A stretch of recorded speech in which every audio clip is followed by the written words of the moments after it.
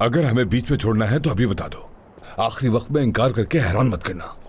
सुन रही हो ना? देखो, तुम सब कुछ खोदोगी जो तुम्हारे पास है, तुम्हें अंदाजा है ना इस बात का? क्या तुम मुझे अपनी माँ नहीं समझती?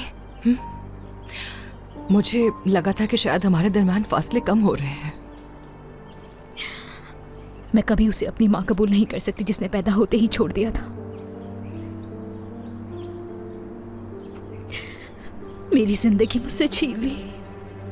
ऐसी औरत जिसने अपने फायदे के लिए अपने बच्चे का इस्तेमाल किया। हेलो, मैं जानती हूँ जान, हम बहुत लेट हो गए हैं।